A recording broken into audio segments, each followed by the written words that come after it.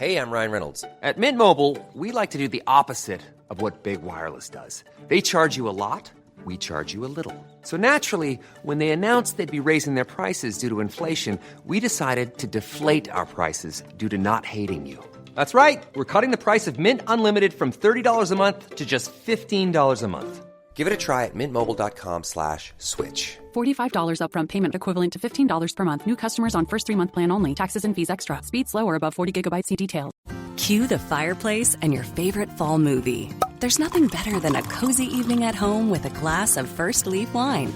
First Leaf is a personalized wine club that delivers right to your door. Sounds magical, right? They get to know your favorite tasting notes, which varietals you enjoy, and whether you prefer sweet or dry wines. So in every shipment, you get bottles tailored to your unique palate. Go to tryfirstleaf.com/fall to get your first 6 wines for just $44.95 with free shipping. We all have dreams. Dream home renovations, dream vacations, or sending our kids to their dream colleges. But finding straightforward ways to turn those dreams into realistic goals, that's where things get tricky. Merrill understands that. That's why, with a dedicated Merrill advisor, you get a personalized plan and a clear path forward. And having the bull at your back helps your whole financial life move with you. So when your plans change, Merrill is with you every step of the way. Go to ml.com/bullish to learn more. Merrill, a Bank of America company. What would you like the power to do? Investing involves risk. Merrill Lynch, Pierce, Fenner & Smith Incorporated, registered broker-dealer, registered investment advisor, member SIPC.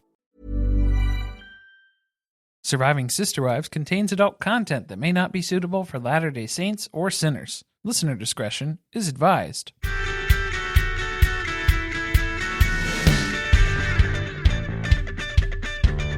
Hello and welcome to Surviving Sister Wives, the podcast where a monogamous couple drink heavily while recapping Sister Wives on TLC. I'm Corey. And I'm Carly. I don't know why I just... is there a question mark on the teleprompter over there? There was a real blank space in my mind for a moment. I think it's because we're at episode 20 of season 18. Season 18 is the gift that keeps on giving. Can't stop, won't stop. And it is, because we're going to have 4 more episodes after this when we go back and do the talk back and the look back. Yeah, which those weren't counted among the official episodes, and a lot of people missed them because they didn't load them into HBO Max, if you want to call it that. It's Max. It's Discovery not, you Plus. have to drop the HBO. Okay. They got rid of the most recognizable part of the branding. Yeah. It's just Max now. Great. And Discovery Plus, I don't even know if they know that that's still a platform. They do upload stuff there every once in a while. I kind of feel like someone lost the password over at Discovery and they just can't upload things there anymore. But now they're randomly popping up. So as we were jumping in to watch the second part of Christine and David's wedding special here, the Talk Back Part 1 was up. And then by the time it had finished airing, we had completed our watch of this episode that we're about to review. The second episode of the Talkbacks were uploaded as well. Still don't know where the lookbacks are. Maybe they'll be next week. I guess we have to keep looking for those. So we'll start with the talkbacks. Give them a little more time. Yeah, it's still processing the file for upload. What is this episode description, Corey? The TLC description for this episode is: Christine Brown and David Woolley are getting married in a lavish ceremony set against the red cliffs of the Utah desert. And you are invited. Christine will finally get the wedding she never had when she became Cody Brown's third wife decades ago. I'm not going to stop pointing out the fact that this definitely was copy and pasted from a press release. We only had Christine's full name the one time, at least. Why did we give everyone's legal name? They have to, yeah. Remember when she became Cody Brown's third wife decades ago? That's not going to be enough information for us here. So we have to have the Carly episode rewrite description. Tell us what this is really about. Christine rewrites a past trauma. Janelle sends Robyn to the burn victim unit. Aspyn does crowd work. David's friend gets too friendly on the dance floor. Yeah, had some thoughts about that. There were a couple of moments in this episode that really took my breath away in a negative way. That was one of them.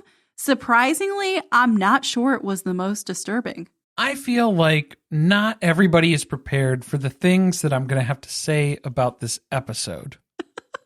I feel like I've got some hot takes in here. Oh no, is this a bad take, Corey? It's not a bad take. These are just very real concerns that I still have. All right. Fair enough. We're looking out for our girl. You can't fool me with just 2 episodes telling me how great David is. I'm not buying it. I got to see more. I don't know if my concerns are about him. We'll talk about that. We'll get into some theories here. Announcements. You already heard it at the top of the episode. Next week, we're starting with Talk Back Part 1. So you'll want to find that on your streaming app. It's on there now. Should be. I guess you could watch the whole thing on TikTok at this point because everyone was looking for where they could watch it. It wasn't on demand. It wasn't captured as part of your regular DVR programming for Sister Wives. It was something totally different. I think that will be fun. So we'll do that, and then we'll figure out what we're doing from there, probably going into season 13. Other exciting things happening now that we have wrapped season 18. We are going to be guesting on We Love to Hate Everything's Sister Wives finale Guestapalooza. And that's going to be taking place on Monday, January 22nd on their YouTube channel. So that's a live stream on that Monday at 5:30 Eastern Time. You can also watch it afterwards on their YouTube channel if you're not able to join at that time. But it is going to be... What is it going to be? A carousel of guests. Oh, okay. Yeah, that's one way to put it. I This guess. is what happens when you don't give me a blurb, Jody and Amanda. Tried to check. Is there any verbiage that we need to stick to? Any points that we need to get across? And then you left us to our own devices over here. We're trying our best. It's the best I can come up with. A carousel of Sister Wives podcasters. Guestapalooza. I think, yeah, that says it all. It did say it all, didn't it? So be sure to tune in for that. We've got the link to their channel in our episode description. You can find them by searching We Love to Hate Everything podcast on YouTube. Their handle is at Love to Hate Pod. So you can go to youtube.com/@ the @ symbol, Love to Hate Pod. All right. And then I think we have a legal wife voicemail. Is that correct, Corey? We do. And we're kind of skipping over one, secrets be told here.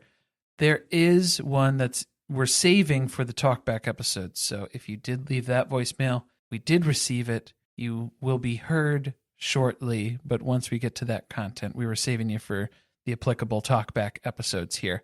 But in the meantime, we've got Rebecca calling in with a great voicemail here. Take it away. Hi, Corey and Carly. This is legal wife Rebecca. Now that the season's over, we were talking, my sister and I, about a Hollywood movie of the Sister Wives, and we decided that Will Ferrell would play Cody because of D'Angelo from The Office, who's a little scary when he's mad. But then we were debating about the wives. I was saying Kristen Stewart should play Robyn, Tilda Swinton for Mary, Cameron Diaz for Christine, and Kate Winslet for Janelle. Have you guys ever thought about this? And who do you think should play who? I love these kinds of questions. So if you've been wondering what you can ask if you call us, things like this are always fun. Just interesting scenarios to try to find out what we would pick. Yeah, that's always a good time. Thought exercise for this. Dig deeper into our minds, figure out how we can apply random things that have nothing to do with Sister Wives to Sister Wives. It's a wealth of knowledge that we do have at our disposal here. And Rebecca, I don't know if you're ready for the answer that you're going to get, because if you're asking for a dream team, I will be honest, when you were listing your team, very, very good cast. I think we're right on par. We've captured some of the essence of these characters that we're trying to convey. But if you're asking for the dream team, we're going to have to dig in. We're going to have to get specific. We're going to mix and match actors from very specific eras of their career that we would be building out this cast for. Should we start with Cody? Just get him out of the way? Yeah, you forgot to cast him, and I had to remind you that we still need to cast Cody. But I did, because who cares? He cares. I think he cares. But my guesses were it was going to be either Jack Nicholson or Nicolas Cage, and a very specific Jack Nicholson, probably around the Shining era. Okay. I think that's fair. Whenever Cody disturbs me, it reminds me of Jack Nicholson. He's got the range for it. Jack Nicholson might be too charming, which that's where I was leaning towards Nicolas Cage, but not recent Nicolas Cage, more like 1990s Nicolas Cage. You think Jack Nicholson's too charming? I think Jack Nicholson might be too charming. Well, but he could be Cody early on in the Sister Wives series. The manic Cody that we used to get in the earlier seasons. And then he could turn the charm off. Yeah, and lean more into the crazy, which that's where I think Nick Cage would thrive. 90s Nick Cage would be right in there from the get-go. Who else you got? All right, well, we're going to start in order of the OGs all the way down to Robyn. So, Mary, I would cast a Chloe Sevigny or Meryl Streep. I need someone who's really going to capture the ability to have disdain for other people around them. I know you threw out Catherine O'Hara as well. I don't know if she's going to capture that level of hatred for just mankind. Yeah, I think Meryl... It just really made Mary sound terrible. Meryl Streep's just the easy, that's the go-to answer, I think. I guess we need like two Marys, don't we? We need the Mary that they have told us existed, and then we need like funny drunk Mary. And we already know Meryl can do it all. That's true. Who's better? So we know that she would do it. And I'm thinking more of like Sophie's Choice era of Meryl Streep. So we're going really far back. We're rewinding quite a bit. Right in that range. But then you know she has the emotional capacity to play Mary because of her role in The Devil Wears Prada. Exactly. We need someone who can run the gamut of emotion. That's what it ends up being. Janelle. Okay. Stay with me here. Julianne Moore or Kathy Bates? And it would have to be... I really think Kathy Bates captures the right energy. I think it's the energy that's there. And it would have to be like Misery Kathy Bates. So not her character not that in character. Misery. No, that era. Okay, fair. She is not hobbling Cody at Coyote Pass to keep him around. She's way past that now. I'm excited about Christine because we didn't talk about her when we were going through casting, and I don't think you contributed any ideas for her. Yeah, I don't think so. Okay, I have Reese Witherspoon or Julia Roberts. I'm leaning towards Julia Roberts, like 90s Julia Roberts, because she is able to laugh maniacally in a likable way. And you would dye her hair blonde for this role? Sure. That's where you lose it. Why? Blonde Julia Roberts? Yeah, not a fan. Okay. Who would you cast then? Well, you know I'm already partial to Rebecca's answer of Cameron Diaz. I do have quite a soft spot in my heart for Cameron Diaz. Oh my God. Robyn, I was not sure how we were going to top Kristen Stewart. She just has that je ne sais quoi, that Robyn 404 error in her brain sort of look about her and just that general energy that she carries. Yeah.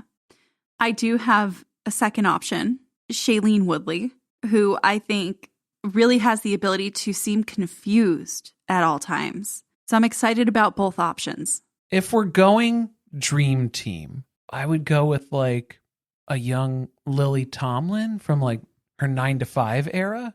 Okay. Let us know who your dream team would be. You can hit us up in the Discord, on the Patreon. Again, patreon.com/survivingpod. That's one of the benefits you get from joining. Or apparently you have the ability to leave comments on Spotify, so you could do that too. Send us an email. I feel like this is fun. I want to do more of it. It's a good time. But let's go ahead and get right into this episode here, because this has been building and building and building for so long. And it's about time we've had some sort of release here. Sweet release. Sweet release. So thank God it's finally time for the wedding, because Christine definitely seems like she needs a release.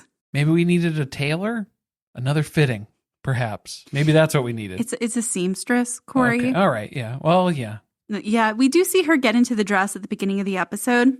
I felt conflicted. I did like it because I did feel like it was pretty age appropriate. It looked nice on her, like the cut of the dress.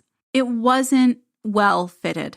It seemed like either she didn't give enough time, this is my guess, given how fast this wedding took place. They didn't have enough time to get in all the fittings that were necessary, or she lost weight after she had her final fitting because it was just a little off. Little loose. Might have had a cinch here or there that we probably could have done. Maybe it was fitted and then she just kept drinking her pink drinks and kept losing weight.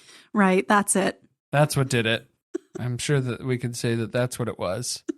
But maybe she's just used to her first dress that fit like a garbage bag when she married Cody. And so that's just kind of that wedding day feel that she subconsciously has in her brain. Comfy.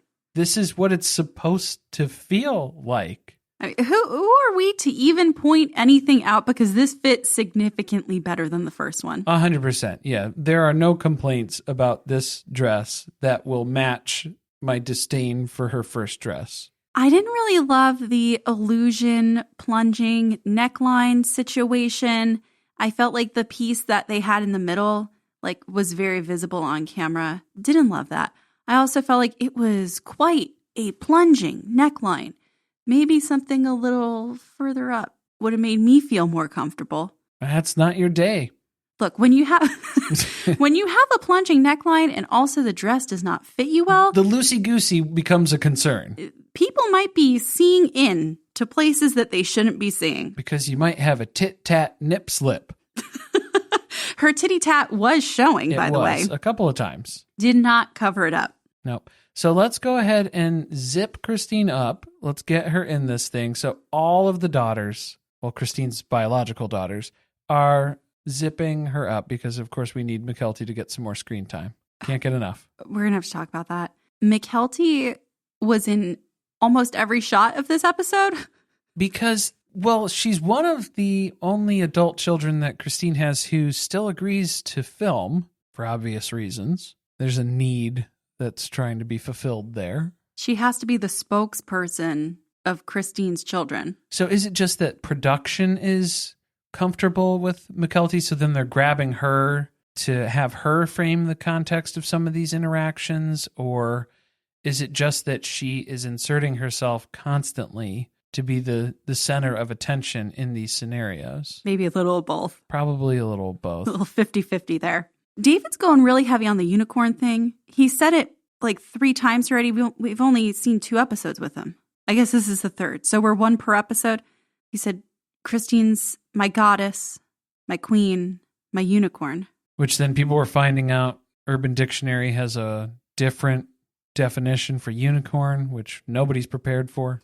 I don't think David knows what Urban Dictionary is. I don't think he knows what he's talking about here at all. There is no implication there. No, that's not what he meant. And it doesn't sound like Christine. They should have had a unicorn cake. That could have been fun. That would have been cute instead of the naked cake with no icing. 3 naked cakes. What's worse than 1 naked cake? 3 of them. Worse and worse and worse. So we're now filing in because we're not beating around the bush. We're jumping right in here. We've already built up, again, the tension. It's building. We have to get to the wedding night. We're on a tight schedule. Oh, it's super tight. So tight. And yeah, so David's daughters are walking him down the aisle to go wait for Christine. And then there's a lot of elderly folks who are being walked around places that look like they're sort of in custody. They are being very tightly held on to. There's a lot of shuffling about. Sometimes 2 handlers per elderly person. 1 on either side because, yeah, you can't trust which way they're going to go. I think it's just because they have so many family members. They had to find a way to incorporate them somehow. So you're walking down with grandma. You're an usher, you're an usher, and you're an usher. You know who really got elevated to a place of honor, though? Peyton. Peyton, yes. Can we talk about it? That he was trying to assure Christine that she was marrying a good man? Well, as they're turning the corner to go down the aisle? First of all, I guess it was a nice sentiment, but it was really comical because he repeated himself. And he's a good man. He's a really good man. Well, what gets me... Did someone write the line for you? No, because what gets me is, what are you going to say at that point? Big mistake. Good luck. Better luck this time. I'll go start the car. What else are you going to say at that point? Did he need to say anything? I don't think he needed to say anything. He could have just said, I guess, I don't know. I'm not going to criticize it. It was just comical, the delivery, him trying to get a little word in there. Also, do we really believe that Gwen is not here because she had to take a test? Or do we kind of feel like maybe Peyton being so involved in the wedding was a bit of a turnoff. Two things could be true. Yeah, I'm sure that there's a little bit of truth in both of those. One more than the other. Because I'm pretty sure she would feel like he's the last person that anyone should choose to walk them down the aisle, given how she feels about him. But it doesn't matter who's walking Christine down the aisle. It matters who she's walking down the aisle to. And it's David. Because once we get into the ceremony, we find out that David is the best guy ever. He's doing everything for everybody all the time. Did you notice he tried to kiss her as soon as she got up to the altar? It was just a natural reflex. She was like, hold off. Yeah. Whoa. Because she didn't have a veil on. That's why you have to have a veil on. Don't kiss her yet. Oh, that's true. Restrain yourself. Very untraditional. Non-traditional. I wish she wore a unicorn headband down the aisle. That would have been non-traditional. I'm glad they didn't go with that. It would have given us something very interesting to talk about. If we're being honest. We'll see that with Truly's wedding. Yeah, I guess so. Yeah, but instead we have to hear about how David is the best. He's the best at everything. He's the nicest guy. Well, he's Such getting a good son-in-law points by doing this because yeah. Corbin is the one who is Right. officiating. He kind of does a good job until he gets to the part about wheelchair sex. Right. He had a little slip up there. He had a little word flub. Embarrassing. I would have been mortified, sweating bullets every day leading up to this episode airing. I would have rewrote some of those things so then that way you don't run into this issue here. They had a little flip-flop around of the words. Maybe a Freudian slip. I don't know. They did remember the rings, so he gets a higher rating than Cody. Better officiant than Maddie and Caleb had. Can you leave officiants reviews on those sites where they give them a license? Probably not. Oh, I highly doubt it. that's a bummer. They already paid their bill, and that's where their jurisdiction ends. Good luck. You're That's out in it. the world Yeah. now. All right, Truly hands over the rings. We're going to have to talk about this because there was some discussion about things that were seen as she does that. So she gives the rings to them. She says, "You deserve the best, mother." She really loves to say the whole word. Hit her with the mother moment. We don't say mom. We don't say mommy. We say mother. So I guess she'll call David father. So Cody's right. She's not going to call David dad. That's the only time that he's right in that instance. Yes. Truly, little Truly is 13 years old. You're going to have to talk about this because I'm not allowed to talk about this. People were upset that Truly did not shave her underarms for this very special event. When it comes to weddings, to shave or not to shave, It made me feel uncomfortable that people criticized it because she's a little girl. she's, 12, 13 here? And also, shaving is a very sexualized thing, so it felt really weird to impose that on a 13-year-old girl. To force someone to shave their armpits. Because it makes you uncomfortable. That's where the difference would probably lie. We already know. She beats to her own drum. Is that the right saying? That's not it. No, that was a very Cody turn of phrase. Nobody's beating anything to any drums, especially at this wedding. Please show some restraint. I've been watching this show for too long. David's almost kissing her. He's beating his own drum, so to speak. He's been waiting for her to turn down the aisle here, but Peyton's talking her ear off. Are we done with the Truly thing? I don't think so. I like the purple hair that matched the purple jumper. Is that what we're calling it? Romper? What is it? Yeah, it's a... I don't think it's a romper when it's not shorts. Okay. I don't know the difference. Why would I know? Well, you know. I don't know. I guess this is why I'm here. So we get through the vows. We get through the I do's. We get to the kissing, the good stuff. Y'all be kissing? This made me like David. I know that you seem to have some reservations. I enjoyed the foot pop. He clearly is in the know about Princess Diaries. He knew the foot pop would be funny. It's a crowd pleaser. It is. It's a crowd-pleasing move.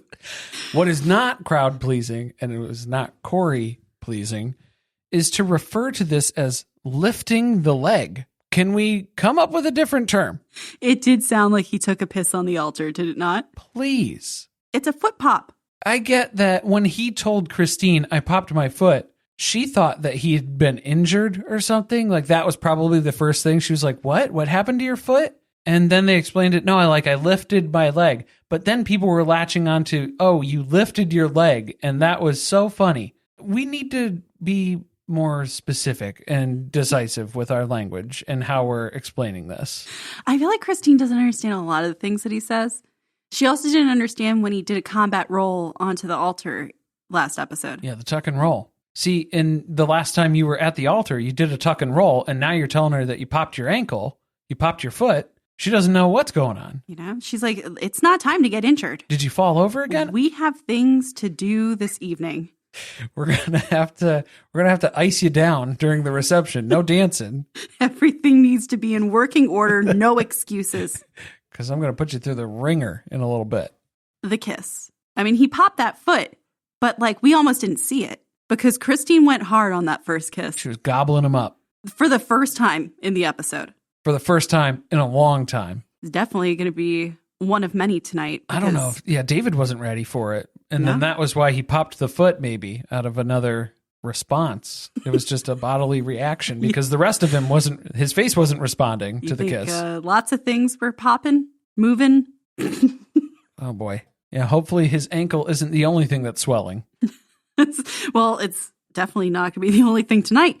He makes sure to tell Christine as soon as they walk away that she looked hot in that dress, which I'm glad that he gave her that specifically. He didn't just say you look beautiful, you look hot, because that is the complete antithesis of what that first dress looked like on her. Yeah, it looked like Gladwear.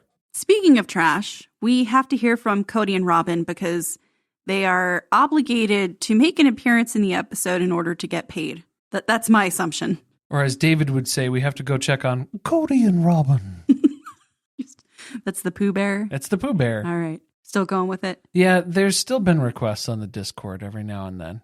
He did wear pants to the reception. That is good. Just give him a pot of honey and let him have the time of his life. All right.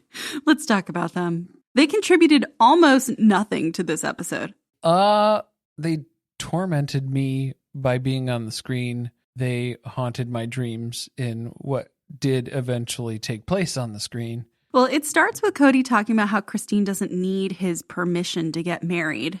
Yeah, we already knew that. Duh.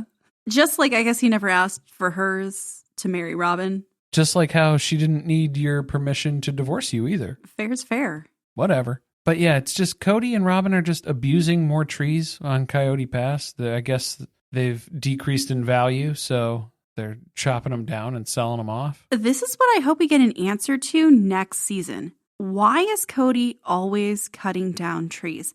And what does he do with them? We know that he peels them, but then what happens to these logs? What is the end goal of doing all of this? Times are tough. We got to pay off the land. We lost Mary's income. You think he's going to build the houses on Coyote Pass? Oh, he's not building the houses, but they have to pay off the land, the loan. So they're selling trees? If that's a way to make ends meet. He's selling firewood. You got to do it. Well, maybe not firewood, but it's for something. Cody seems to have rounded a corner, though, in this particular scene. I don't know. Is he medicated? Did we land at a correct dosage for something that we were on previously? I feel like a doctor honed in on something finally, because why is he in so much better of a mood? The doctor saw season 14 and 15 Cody and was like, here, I'm going to prescribe you with this. And then he saw season 16, 17 Cody, and he was like, oof, that was way off. Here, let me dial you back. So it's like, if this is the Cody that we're going to get to in a year, I think it'll be more manageable because the next season, season 19, is going to be all catch up, build up to Christine and David wedding. He still could be angry. I hope I'm he's sure not. He's still angry, but he's got his mask back on and affixed properly to which people can then appreciate him being around again. Glad he got that repaired. Thankfully, he got that situated. Did you think it was ironic that he seems to care about his children and how they're treated by David, but he doesn't care about how he treats his own children? Right. And this is where I feel bad because then I am kind of siding with Cody in this way because basically same story for me. I only met this guy once. We only talked for like a little bit. He mostly talked to Robyn. It wasn't talking to me. And I don't know. I didn't get a good read on this guy. It's a real Hail Mary for all of us. But he just keeps talking. So he's just rambling on. He's very uncomfortable. So Robyn is realizing the longer that she lets him go here, the sooner that something's going to slip out that probably shouldn't, that she hasn't rehearsed with him. So she starts getting shifty. She's looking around. She's trying to find her opportunity. So she just grabs his face and kisses him to wave the cameras off from the land so that they can continue chopping down their trees in peace. All right. The grabbing of the face. This is the second time that we've seen her do this. I don't remember if it was the talk back or the look back, but we'll get to it when we get through those episodes. Happened there. Now she did it here. I think it was the talk back, because the talk back was when she was on the couch with Cody. I don't like the face grabbing. And that wasn't even the worst part of it, because the kiss was strange. The open-eyed kiss, because she had to keep an eye on the camera. That was it. That's what was happening. She wanted to see what was going on. And then she waved them off with the work gloves as if she ever uses those. If she sits over in the chair and fans herself with them, maybe. You're right. Sometimes I guess maybe it gets a little hot out. Yeah, it gets hot out on the land there. And so she just, has to cool off. Maybe she uses them to open her QVC packages, to pick them up and move them off the porch. Right, to prevent the spread of COVID-19 from her mail. Or to handle very expensive artwork as you're hanging it up on the walls. Delicate, but that shouldn't be the same gloves that you're out chopping trees down with. She's not chopping anything down. She doesn't know what she's doing out here. She's not doing that work. But she does have the gloves from other times, from other kinds of labor. Moving gloves. But this has made Robyn question, does a plural marriage still work? No. How many seasons behind us are you? You dummy. Do the wheels really turn that slow? Yeah, that gerbil's getting tired up there. That wheel is getting squeaky, rusty. It's just a weird time to start to question that. I would think you would start asking those questions as wives started dropping like flies. But now we're asking, does plural marriage still work when it's Robyn and Cody in a monogamous marriage? There are no other wives. You are not a polygamist anymore. So I would say... No. She still has sister wives, Corey. I would argue, no, polygamy does not work. For you, specifically. I hope when this show ends, they ask them each that question individually and force them to answer it. Yeah, man, if there's anything else that I need from this show is just more questions about if someone's gonna be a polygamist, because we got some more of that later on in the reception too. Didn't need it. Don't ask that anymore. Make your new standard question, did polygamy work for you? They have a list of like 4 questions to ask people who approach the camera that we don't see much, and that's one of them. It's been the same index card since 2009. That's just crudely scribbled out there, and they just keep asking the same questions. It's been folded and unfolded a bunch of times. It's all faded and worn down. It was written in pencil. You could barely read it now. It's terrible. Odoo is business management made so simple, a kid could explain it. Sometimes business software can't talk to other programs. But Odoo, funny word, has every program from CRM to HR to accounting in one platform. It should cost a lot, but it doesn't. So you should use Odoo because they save you money. Odoo makes a lot of sense, but doesn't cost a lot of sense. Sign up now at odoo.com. That's ODOO.com. Good job. Thanks. Cue the fireplace and your favorite fall movie. There's nothing better than a cozy evening at home with a glass of First Leaf wine. First Leaf is a personalized wine club that delivers right to your door. Sounds magical, right? They get to know your favorite tasting notes, which varietals you enjoy, and whether you prefer sweet or dry wines. So in every shipment, you get bottles tailored to your unique palate. Go to tryfirstleaf.com/fall to get your first 6 wines for just $44.95 with free shipping. Hi, this is Jonathan Fields, host of The Good Life Project, where each week I talk to listeners about investing in their future by increasing their own vitality. But when it comes to those financial goals, whether it be saving for a home renovation, growing your child's college fund, or travel, life can make it difficult to stay the course. By working with a dedicated Merrill advisor, you get a personalized plan and a clear path forward. Having the bull at your back helps your whole financial life move with you. So when your plans change, Merrill's with you every step of the way. Go to ml.com/bullish to learn more. Merrill, a Bank of America company. What would you like the power to do? Investing involves risk. Merrill Lynch, Pierce, Fenner & Smith Incorporated, registered broker-dealer, registered investment advisor, member SIPC. My dad works in B2B marketing. He came by my school for career day and said he was a big ROAS man. Then he told everyone how much he loved calculating his return on ad spend. My friends still laugh at me to this day. Not everyone gets B2B, but with LinkedIn, you'll be able to reach people who do. Get a $100 credit on your next ad campaign. Go to linkedin.com/results to claim your credit. That's linkedin.com/results. Terms and conditions apply. LinkedIn, the place to be, to be. Ryan Reynolds here for, I guess, my 100th Mint commercial. No. I mean, honestly, when I started this, I thought I only have to do like 4 of these. I mean, it's unlimited premium wireless for $15 a month. How are there still people paying 2 or 3 times that much? I'm sorry, I shouldn't be victim blaming here. Give it a try at mintmobile.com/switch. Whenever you're ready. $45 upfront payment equivalent to $15 per month. New customers on first 3-month plan only. Taxes and fees extra. Speed slower above 40 gigabytes. See details. All right, it's after the ceremony, and it's time for pictures. So, of course, it is just pure Brown family chalice, which made me think maybe they should have invited Mary after all, because she was always their photography Nazi. And that was a family term, not my own words. Right. Yeah, that's straight from the show. We couldn't come up with something like that. They needed someone to get everyone in line. Like, where was this day of wedding planner? These are things they help with. I think they might have been organizing a flash mob for later. They might have been rehearsing some stuff in the tent. Focusing on the important things. Whoopsie dipsy. The photos, you're not going to look at those, right? It's not important. It's all good, though, because even though everyone's trying to figure out where they're supposed to be, who's supposed to be in what photo, they're doing just Brown family photos, then they're incorporating David's kids into them.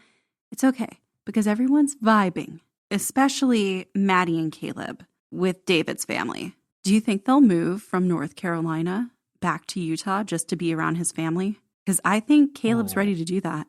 I don't think Cody would be able to handle that they would move to be closer to Christine and David, but they wouldn't move to be closer to him and Robyn. I think Caleb's ready to make that level of commitment with David. I think that's a Caleb wound that Cody would never heal from.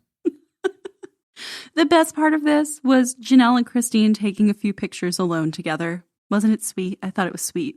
Yeah, she had a nice father of the bride moment where she showed off her kicks, her little sneakers under her dress Janelle was wearing. Because I think, well, not at this point. Christine ended up kicking off her shoes. We didn't see the Crocs go on. Maybe that was a honeymoon thing. Maybe that was a honeymoon suite thing. Maybe that's for tonight. Banging in your Crocs. If these Crocs are rocking, don't come a knocking. You think she did a boudoir shoot with the Crocs? Just completely nude on the bed with the legs crossed up in the air and the Crocs on. With Heather from Real Housewives of Salt Lake City. Heather Gay showed up to be her photographer, exploiting her sexuality. Exploited it all over the place. We want to see the pics, Christine. Please post them on your Instagram if you got them. Okay, this was the major burn from Janelle, where she's talking about how amazing this relationship is between David and Christine and how happy she is for them. And she can just envision them growing old together. I see them sitting on the porch in their rocking chairs with their grandkids and their kids. That sounded familiar. Vaguely, right? Almost word for word familiar. Did she steal Robyn's dream? I think that would be poetic justice, that Janelle would steal Robyn's retirement vision for the family of being on the porch with the kids and the grandkids running around and Cody running around like he does. I mean, Robyn did steal Janelle's retirement money, so I guess it's only fair that Janelle stole her retirement plan from her. Well, no, I was going to say because Robyn's constantly stealing the emotions that these people are going through and going tit for tat, where Janelle was going through mourning when her mother passed away, and Robyn is like, yeah, I'm going through kind of a mourning period myself of how the family's not spending time together. And it was like, dude. Like, if she said that, that was chef's kiss shady, but I didn't see it come out of Janelle's mouth. So did they just splice some things together? I mean, that was very clearly Janelle talking about that. I don't know did the producers feed her that line and she doesn't even know that was a fucking sick burn? I don't know. We need to know, Janelle. Somebody ask her on Cameo. She's apparently up answering them at all hours of the night, sometimes 2 a.m., sending through a Cameo. She will reply. So if you're wondering what types of things she's sending at 2 a.m., you got to join Jody and Amanda's live stream on Monday. The last thing that Janelle added was that all of the kids who aren't here today are always welcome. AKA Dana, Aurora, Brianna, Saul, and Ari. And Gwen. And Gwen. Because we're pretending, I guess, that Gwen is either here or doesn't exist. Gwen's here in spirit. So was that a message for Dame Brianna, or was it a message for Gwen? So now we get to the champagne. It's happy hour? It's no. No, it's not. This was a cocktail hour with no cocktails because that was straight up sparkling cider. After some sleuthing, we were able to find the label as Martinelli's Sparkling Cider 100% non-alcoholic juice. So there were some people who were pointing out that Christine was getting very giggly, but you can't blame it on the alcohol because there was no alcohol in this stuff. I don't know what was going on with her then. I kind of felt like she was rolling at some points. She was just sugar high, all hopped up on apple juice like Buster on Arrested Development. She's like, you guys got juice boxes? This party's going to be off the hook. Well, so are the kids because the first one's out on the dance floor, Avalon and Evie. Everybody's all hopped up on juice. Throwing each other around, just like Grandpa taught them. Oh, wow. Well, be careful. That's an allegation waiting to happen. Our legal team says... breaking limbs on the dance floor. Your shoulder, it pops right out of the socket. It pops right back in. Don't worry about it. Well, it's been about 5 seconds since we last saw McKelty on screen, and she's jumping in front of the camera again to just whisper some compliments about David into Christine's ear. Yeah, nice little heartfelt moment. Now, the real showstopper here. Who stole the show at the reception as we're waiting and waiting for food? It was Evie, seated at the table. Oh, this was my favorite part of the whole wedding, was Evie holding the fork up in one hand and the knife up in the other and just sitting at the table waiting for her food. This is me at every wedding. An accurate representation. I guess they really had to wait a while for food. Is that why Christine was sucking down that orange? And she was giddy and giggling. So what was this thing laced with? Did they roll this thing around in E before they gave it to her? I don't know. There were some good drugs at this wedding. I'd like to think it was an allegation. Well, I'd like to think it was an alcohol-free wedding, but there was a lot of other substances going around. We did see them drink some beer at some point. Maybe it was a BYOB. That might have been on the party boat from the last episode. Just some leftover Michelob Ultras that Christine was chugging. Were you talking about Hunter, though? Stealing the show as we were waiting? Oh, no. It was I was talking Okay. about Evie. But yeah, Hunter does come up. He congratulates David and Christine, reassures us all that David is a good man. But I'm not going to call you Dad. Not going to call you Dad because I don't trust you. That's why I won't call him Dad. Should we all call David Dad? I'm not calling David Dad. I'll call him Zaddy, but I won't call him Daddy. Right. Well, it's time for speeches. And I thought we weren't doing speeches. That's why we passed around the microphone on the booze cruise. I think the point was we have a very small group of people who've been assigned the ability to give a speech at the reception. So if anyone else wanted to speak, they had to go ahead and do that. Well, I wasn't sure if we were doing speeches because when Aspyn first got up there, I thought she was jumping into karaoke because it was sounding like the start of the Panic at the Disco song. Because she said, what a beautiful wedding. Isn't this a beautiful wedding? What a beautiful wedding. Cue the music. Well, she gets that out, and then she's not even a sentence into this speech, and McKelty starts heckling her from the audience. Yeah, we got Tony and McKelty at their table right behind Aspyn as she's trying to give this speech on the dance floor. It's our own little Statler and Waldorf over there. That's a Muppet joke for anybody who's interested. If you want to Google search that, look that up. You'll know what I'm talking about. The Brown Family Peanut Gallery. And Aspyn's not taking that shit. She must have had a drink or something. She looks over and she destroys McKelty. It's like, well, that's why I'm the one who's up here and not you. Yeah, because Aspyn's like looking around. She's like, who said that? Who the fuck just said that? I got the microphone. Who said that? Christine looked a little annoyed when she snapped at McKelty. It looked like she gave the kill cutoff gesture of no, don't do that. Don't keep digging in on McKelty because cut the mic. Yeah, cut the mic off. Start the backing track so she can start singing instead. We never got McKelty's wedding song to Christine, and I feel like Christine was owed that. I'm surprised Christine didn't make more of her daughters sing at her wedding. This speech, though, it was kind of weird, wasn't it? It was very chopped up. It kind of wrapped up in a very strange way. It abruptly ends. It sounded very edited. Apparently, they edited down Janelle's speech last week a whole lot. So I think they did that for a lot of these. I would have liked to have seen it in its entirety. Can we get an extra on that? Just the wedding speeches? You don't have to broadcast it on TV or anything. Just post it online. Just, let us know. I want to see how many more times Aspyn went after McKelty in the audience. Yeah, if she started branching off into any other crowd work or started in on a tight five or something. Yeah, I want to see the depth of what she can do. They were like, well, we can't lose Aspyn to a Netflix comedy special, and then we wouldn't be able to get her on the show ever again. We just can't compete with those rates. So we have to cut this out. We have to talk about Katie because she's up next. Katie is David's daughter. Ooh. I think they had us rooting for David throughout the ceremony. That was a lot of good build-up.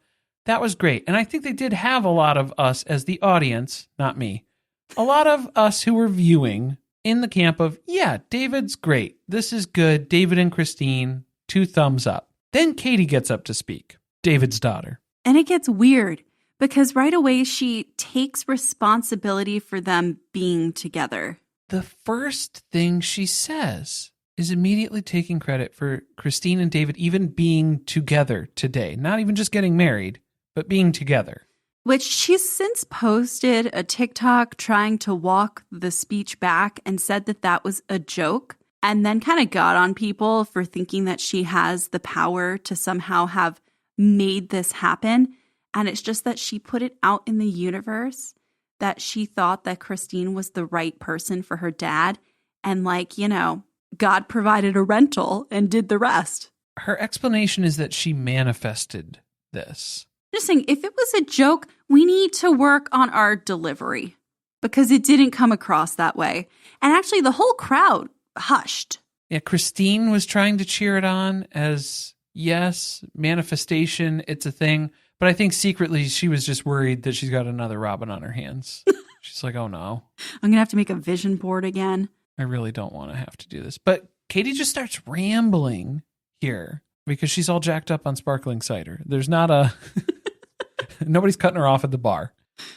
She was so excited to find out that Christine was single that she ran into the other room screaming to her dad, David, Christine Brown is single. It's weird. It's odd. So David knew about Christine and that his kid wanted him, I guess, to seek her out. That's how it came across. So I don't know. The timeline doesn't make sense. The timeline for these events. So that's where we had to start sleuthing a little bit here to make some sense of what was going on around this time. Because for me, the gap in this story, which we still don't have an answer to, even from sleuthing around, was that did Christine already reach out to David? Because Christine messaged David first. David establishes here that he made his own profile, so he didn't have help from any of his kids putting together his dating profile. I feel like that directly conflicts with prior information that we've worked with before. There was something that they knew each other before. I don't know where this came from. I thought it was that Aspyn knew of him somehow. I don't know. We've gotten like 3 versions of this story. So this doesn't make any sense. It was like very suspect that on the couch, David had to make a point that he made his own dating profile. So it was like, well, I guess he was trying to excuse away Katie's story about that. Like, but I made my own profile. So like I met you genuinely because you saw my profile and liked it, and that was all me. You saw my profile, you liked it, you messaged me, and then Katie convinced me to message you back. It just feels like this is a huge coincidence, isn't it? That you are so excited. And by the way, I want to talk about that. I thought it was really insensitive to say in front of all of the kids, the Brown kids, that you were so fucking pumped when you saw Christine was divorcing their dad. Plus, it's a weird way to go. That's a strange reactionary place to take that information, to find out that Christine Brown was getting a divorce from Cody. My dad is single. I don't remember calling him and screaming to him that Christine Brown is finally available. She's divorced now. What value does that have to anybody unless they have an idea, something in play? Well, like that you think that it's actually achievable, that he may be able to date her. So was the message already sent? Like, did Christine already reach out to David on the dating site and then... But that was... The timeline doesn't make sense because then for her divorce announcement... Let's get into it because I brought receipts, yes, proof, timeline, screenshots, everything. Everything. All right, so November 11th, 2021, feels like forever ago. That was the day that Christine and Cody announced their divorce on social media. So that would be the day that Katie ran in to tell David Woolley that Christine is available. Or shortly thereafter, if she is completely detached from the Sister Wives fandom when a season is not happening. Because she claims she didn't watch the show, ever. She's only just seen clips on TikTok. Which is another reason to be very cautious about why is this person so excited that Christine is divorcing Cody when you have no emotional investment in the show. Red flags. Well, how did you know enough about her personality to feel like she was this great fit for your dad? Well, that's what everybody asked. What do you know about her? And all she said was, she seems amazing. I don't know. She'd be great with my dad. What? Imagine relying on a dozen different software programs to run your business, none of which are connected, and each one more expensive and more complicated than the last. It can be pretty stressful. Now, imagine Odoo. Odoo has all the programs you'll ever need, and they're all connected on one platform. Doesn't Odoo sound amazing? Let Odoo harmonize your business with simple, efficient software that can handle everything for a fraction of the price. Sign up today at odoo.com. That's ODOO.com. Cue the fireplace and your favorite fall movie. There's nothing better than a cozy evening at home with a glass of First Leaf wine. First Leaf is a personalized wine club that delivers right to your door. Sounds magical, right? They get to know your favorite tasting notes, which varietals you enjoy, and whether you prefer sweet or dry wines. So in every shipment, you get bottles tailored to your unique palate. Go to tryfirstleaf.com/fall to get your first 6 wines for just $44.95 with free shipping. My dad works in B2B marketing. He came by my school for career day and said he was a big ROAS man. Then he told everyone how much he loved calculating his return on ad spend. My friends still laugh at me to this day.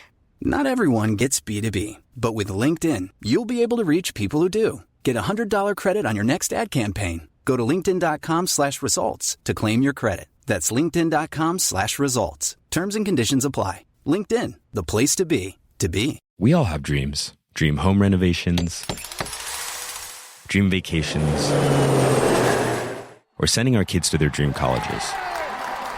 But finding straightforward ways to turn those dreams into realistic goals, that's where things get tricky. Merrill understands that. That's why, with a dedicated Merrill advisor, you get a personalized plan and a clear path forward. And having the bull at your back helps your whole financial life move with you. So when your plans change, Merrill is with you every step of the way. Go to ml.com/bullish to learn more. Merrill, a Bank of America company. What would you like the power to do? Investing involves risk. Merrill Lynch, Pierce, Fenner & Smith Incorporated, registered broker-dealer, registered investment advisor, member SIPC. This is a mini meditation guided by Bombas. Repeat after me. I'm comfy. I'm cozy. I have 0 blisters on my toes. And that's because I wear Bombas, the softest socks, underwear, and t-shirts that give back. One purchased equals one donated. Now go to bombas.com/ACAST and use code ACAST for 20% off your first purchase. That's BOMBAS.com/ACAST and use code ACAST at checkout. That's not a reason. That's not good enough. You don't know this person. So we have from November 2021, right? That's the divorce. Christine starts dating. January 29th, 2023, she posts about it on Instagram, asking for online dating advice. So maybe she had already been talking with her matchmaker, because we found that out on the show when she was hanging out with her kids. She had been exploring the potential idea of the matchmaker, but then she also started doing some online dating of her own, which that definitively began in January of 2023, publicly, that she herself had posted about. I feel like this was a soft launch leading into David being announced, because February 1st, so this is like a few days later, David makes a new public Instagram account. That is when his profile is created. Yes, correct. And I believe he has a secondary account that's like his actual account, and this was like the public one where he doesn't have his to interact with people. Yeah, it doesn't have his January 6th photos or his racist football team preferences. Oh my God. You know, the things you try to keep quiet. The stuff you got to scrub on social media before you become a public figure. People. It really sounds like we dislike him. Okay, no, I want you all to picture Charlie Day from It's Always Sunny in Philadelphia with the board behind him of Pepe Sylvia. You want to talk about the mail, Mac? I've been dying to talk about the mail, because this is what's been going on in this household today. So she made that post about dating end of January. February 1st, David makes that new Instagram account. February 14th, Valentine's Day 2023, Christine posts that she's found the love of her life. Okay, guys. So this is where I got upset, because when this happened, January 2023, Christine publicly announced that she's dating online. Great. I'm all for it. Go taste your ice cream flavors, as Tony would say. Taste the rainbow. Taste whatever you want. I don't care. I'm happy for you. Go on out there and enjoy your life. Less than a month, about a month after that, she posts that she has found the love of her life, David Woolley, to which my reply was, that's pretty fucking fast. And everybody said, no. It's cool, because they've known each other for way longer than that. They have this whole prior history, this dating, weeks. Loosey-goosey dating experience, that they were kind of in similar circles, that they knew about each other, but they'd never actually dated. Okay, cool. That directly contradicts what we're finding out as part of Katie's speech here. They did not have prior contact or communication. All right, Katie, I'm going to circle back to her here, because February 14th, the day that Christine announced that she was dating David, Katie makes a TikTok about how David is her dad. Just unprompted. It's like, if you go watch it, she doesn't say anything. It's just like pointing out that David is her father, and people are leaving these comments about him being hot under Christine's announcement. I have questions. Are we a little thirsty? There has to be a motive, right? For anything. And I don't think, the more that I'm like looking into this and thinking about it more, I was leery about David. I don't think David has bad intentions in this. We're leery about the situation overall, and now we feel like maybe we've found somewhere to direct the leeriness too. It makes more sense that maybe that's the vibe I was picking up on from this scenario. I don't know. It's just a little odd. Something's off. I smell a mommy blogger. Yeah, it's not going well, I don't think. But maybe she'll start selling some Plexus or something like that. She's got to get in the downline if you're going to make it happen. I mean, eventually, if you're connected to the Brown family, you end up in an MLL downline. It's only a matter of time. It's somebody's downline. So that was February 14th. By April 13th, they have announced that they're engaged. People magazine has posted about it. So guys, if you're doing the math, that's 3 months from when Christine publicly announced that she started dating. I'm just saying, I really hope that Christine was actually dating prior to this date, because if this is the timeline that we're going off of, but that's where this is it. I know. They get married October 7th. I know. And she says it's been 10 months that they've been together. She told her kids they've been together a year, but it's really only been 10 months. 10 months from that date is January. January to October.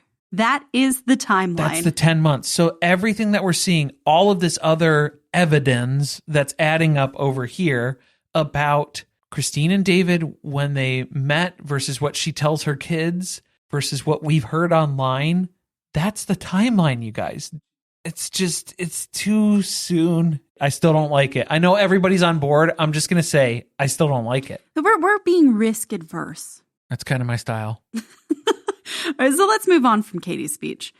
Annie gets to talk next. And I felt like she had the most personal and genuine and appropriate wedding speech of them all.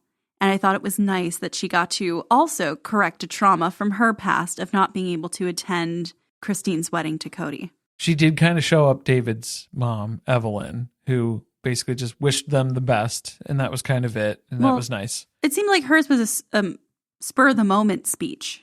Annie, she had prepared hers, definitely. And the general sentiment was Christine is awesome. She attack, she protect, but most of all, she check her neck. So she the best.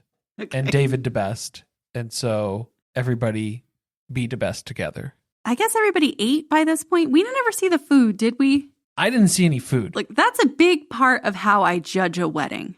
I was disappointed. Was it a buffet? Did they serve everyone? What kind of food was it? But instead, we're getting more photos and more hard makeouts. My God. So they go take pictures. These are the ones that were in People magazine. So it was a different photographer who showed up a little later. I mean, these were like the very beautiful ones where you could see the background really well. I feel like that location, like for as beautiful as it was, the shots were really tight that they showed on TV. I don't really feel like we got the full effect of it like you did in the photography. Yeah, it doesn't film well on location. It's a great venue experience, but doesn't convey to the television. Well, and I have to say, I preferred the still images over watching the live makeout session. Yeah, less scarring for me, probably. We do get an appearance from Mary. Again, she's looking to collect a paycheck here. It kind of just backs into Janelle saying more things about, how great this is for Christine and that she's seeing that she's feeling everything you should feel with a spouse. Everything they all never felt with Cody. It's great to see these wounds being healed now by David. Yeah, I like that she was outright condemning Cody for his, quote, shitty asshole things that he did to Christine. And the rest of y'all. Stand in your power, Janelle. And then Mary says, Christine deserves someone who really loves her, just like me. She really wants to hammer home to us that one day there is going to be a Mary wedding special. She's trying to gear us up for it, but man, we must be months away from that at this point. At some point, Christine and David get announced to walk into the dance floor. I guess they're going to have their first dance. And there's already someone there. The dance floor is occupado. And it's not Cody doing the moonwalk. If that was your first guess, you'd be wrong. No, like mother, like daughter. We have Avalon out right where the cameras can see her, out in the open. It's a learned skill to just know exactly where the center of attention is going to be and just plop yourself right in there. I understand that it's hard to get children to sit still, especially at fancy occasions, but maybe clear her from the dance floor before something big happens. It's a big moment. that she just happened to be out there for. Yeah, this is Christine and David's first dance as a married couple, and Christine is rolling. She's doing the long blinks mid-dance when she gets spun around. I think maybe she's just, her equilibrium's off from those spins. It's at a much slower velocity than she's become attuned to. I feel like her brain has just been shook around so much in her head whenever she does a dance like this that maybe it's just some post-traumatic situation that's occurring here. And we are inconclusive on what the first dance song was. Don't know if it was something Little Mermaid related, since that was their first date. We only got the safe for broadcast royalty-free track so that this episode doesn't get pulled like McKelty's graduation party episode. There's lots of dancing. We have, no daddy-daughter dance between Christine and Rex. So we have the girls out there with her, minus Gwen. And Cody's jealous because he knows this is a party. There's dancing, and he really wishes he was there for the Brown family mosh pit. But it's not the Brown family mosh pit anymore. It's something completely different. People in the Discord were referring to it as the Woolly Bully when we were watching, and I thought that was appropriate. It is different because everyone's joints stayed in their sockets that night. But still, enter at your own risk. Oh, the Robyn. Oh, man, yeah. Speaking of dancing, Robyn does try to break the news to the producers, not to Cody directly, but she will talk shit about Cody behind his back to the producers and the camera. She's trying to break the news to everybody that Cody is a terrible dancer. And she's not dancing with him anymore until he takes dancing lessons. And her reasoning is because when they dance, when Cody dances with her, I become the pole that you dance around. Which, wasn't there a whole chapter in the New York Times bestseller, Becoming Sister Wives, about how Robyn and Cody fell in love because they were dancing? That's true. They met at that party. And Mary had said, go up and ask her to dance. And that's how Mary knew it was a done deal, that Robyn was going to join this family, hook, line, and sinker. Cody just had to put the moves on her. Maybe he pulled out only his best moves. There wasn't enough room to do some twirling on that dance floor. Maybe she liked to be the pole at that time, but now she doesn't want to be the pole. Don't you wish that in an alternate timeline, Cody had taken the divorce well, and that we could have seen him here at this wedding with his classic moves in the middle of that dance floor? I think he would have tried to bust out a worm for us. And he would try to implement that. He was going to try and bring the worm back. It would have been historic, and I wish that we could have seen it. And then Mary would have made a joke, because then Mary would have been invited too in this alternate timeline. She would have made a joke about Cody's worm, and it would be a double entendre joke, much like the turkey joke that she made. She is good at those. The turkey preference joke. It'll be an accidental double entendre, that it's the last time Christine has to see Cody's worm or something like that. She would accidentally slip that out. Hey, let us write for this show. I'm just saying, we got ideas. Sometimes they work. This is the flash mob point of the episode. We have to talk about it because, I'm sorry, I don't think I'm clear on the rules of a flash mob, because that did not look like one to me. And what year is it? It's 2023. Are people still flash mobbing? I feel like a producer or someone thought that this would look so cool on camera and put them all up to it. This was the wedding planner who was just there for the day of, and that was their project that they got to work on while David and Christine were making out over taking their photos, and they had some time to kill. You think this was like the wedding planner's thing that she does to knock it out of the park? It's like the big surprise for the bride and groom that they weren't expecting. So they leave her a 5-star review. Pretty sexist that you would assume that the wedding planner is a woman, but gender is a social construct, Carly. It's true. It's true. The dancing, though, the flash mob, it was just reaching their hands in the air, wasn't it? Yeah, just wave your hands around like you just don't care. You know what it reminded me of? My mom teaches osteoporosis classes, exercise classes. And it's like when you have the little weight in your hand and you lift it up into the air and then you bring that down and you bring the other arm up. That's what it looked like. Well, I feel like a lot of people would be able to sign up for that class and use their AARP cards to pay for it in this dance reception. Oh, in this audience. In this audience that was specifically on for the filming here too. So I feel like that makes sense. All right, so we didn't do anything too strenuous. That was the safest thing to do with the crowd that we had available to us for a flash mob option.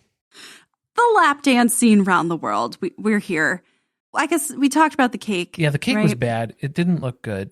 Very dry. Look, Bone dry. I think naked cakes are pretty, but I don't want to eat one because the frosting is the best part of the cake. Well, I get mad when I look at them because I know it's going to taste bad. It looks like a work in progress. It's not done. Okay, it does look like it's just, the work has only just begun. Yeah, you keep going. Don't stop now. And I do feel like you should pay less. Some baker out there is upset about that, but like, it feels like step one. We built the cake.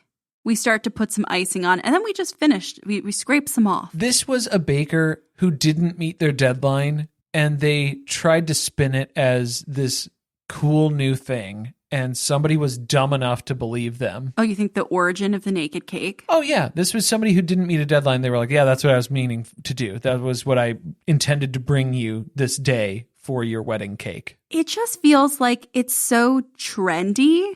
And it's been around for a while now. So can we not be so impressed? What's the main issue with this cake? It's dry as fuck. Dry, and it's dry because there's no frosting. You need to frost this. The cake itself, it like was falling apart as they were trying to feed it to each other. It was crumbly. It was not as moist as we would hope. Oh my. So for those of you who say the cake is the best part of a cake, true.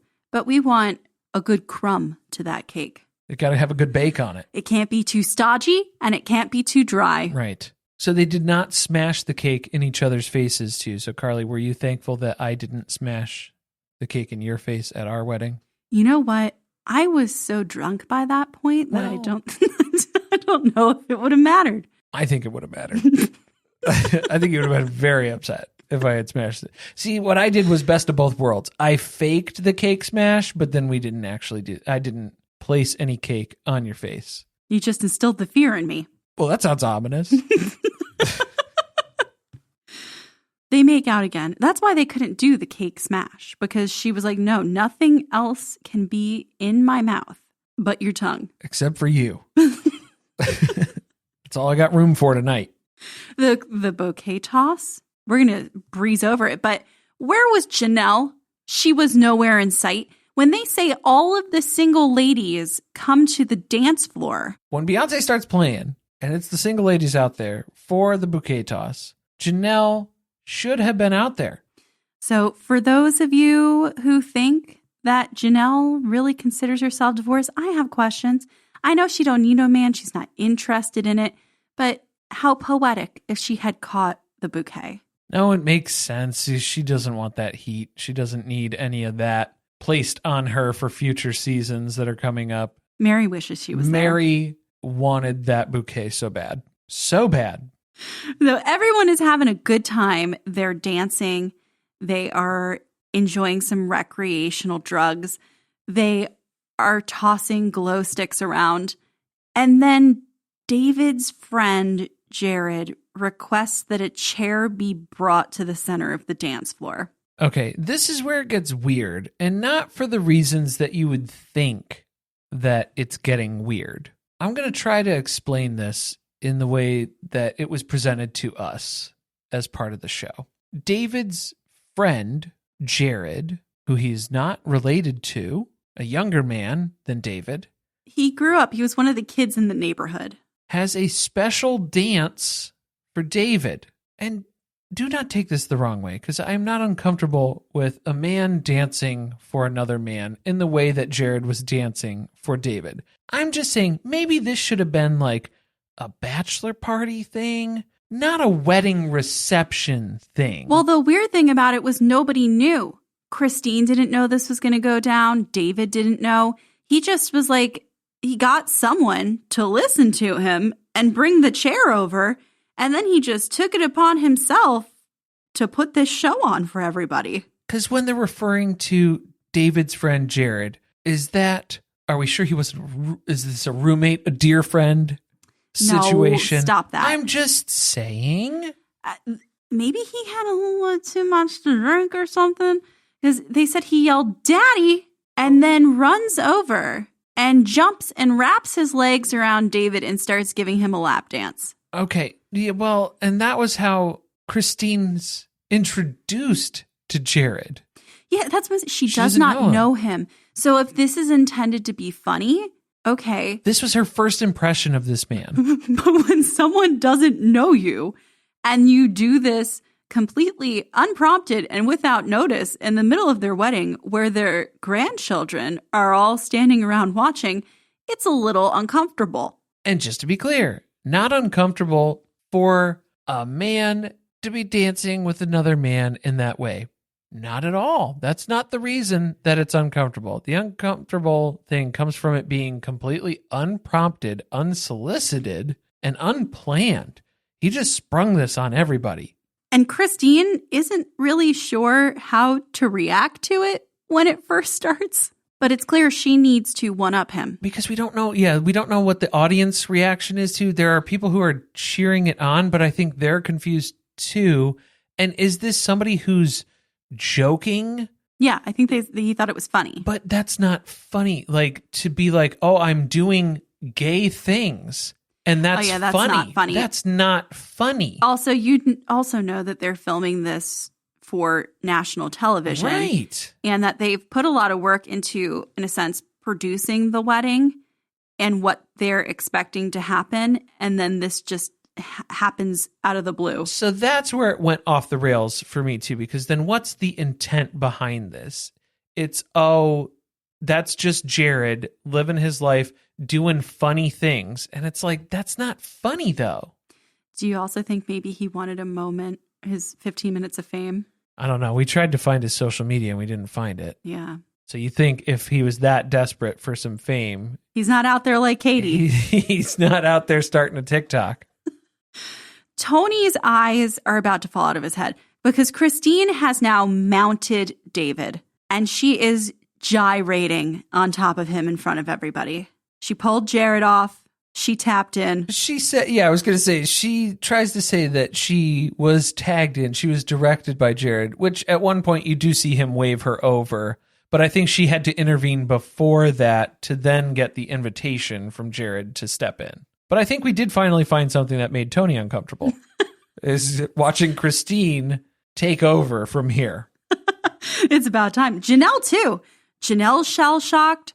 Her kids also are like, what is happening? But and she's still, like, I don't know. But she's down. She's like, yeah, that's cool. It's whatever. I mean, it's a little weird to watch your ex-sister wife's move. Still sister wife. Well, spiritual sister wife. But it's not Janelle's cup of tea, but hey, it's their wedding. I'm just here for the party, man. So, yeah, you guys, you do you, boo. At one point, McKelty gets in there and she runs up and smacks Christine's ass and runs away. They really stopped filming before it seems like things got unhinged. Did they, though? I don't know. That's the party that I wanted to see the rest of. Yeah, we got to keep rolling on that. So everyone enjoyed the wedding. It felt really good to have the real Brown family back together again. The way Gabe described it, as it was great to have everyone finally back together as a family. And we haven't done that in a long time. It really made me giggle. The Cody Brown family is no more, and this is the real Brown family. The Cody Brown family is anywhere Cody is not. And we cap off the episode. They do one of those little tunnels that you run through at the end to say goodbye to everyone. The glow sticks up in the air. Not too many glow glasses, though, so I'm glad we spent so much time working on those in the last episode. Where was the day of wedding planner to make sure everyone knew that they were supposed to wear those for the exit? Didn't have that. I think we need some money back. Christine's nose, very red by the end of the night. Well, maybe she did find some alcohol somewhere then. Hopefully, she got a little something. Maybe she just had a gummy. It was a good night. And David says he was single for too many years.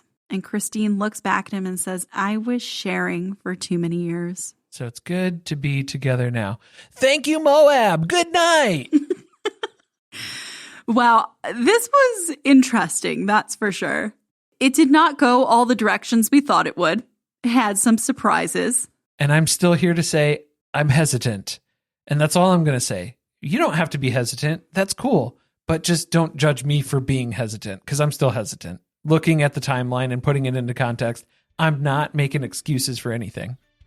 Next episode, The Sister Wives watch the revealing first episode of this season and tell viewers what was really going on behind the scenes. They also respond to some tough viewer questions and social media posts. Damn, we just missed that Twitter cutoff, didn't we? So close. Whoa, Corey. It's called X. Well, okay.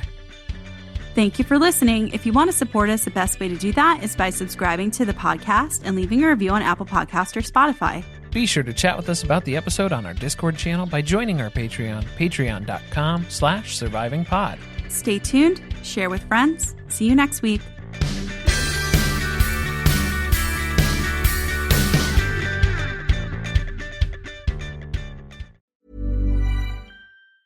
We all have dreams. Dream home renovations, dream vacations, or sending our kids to their dream colleges.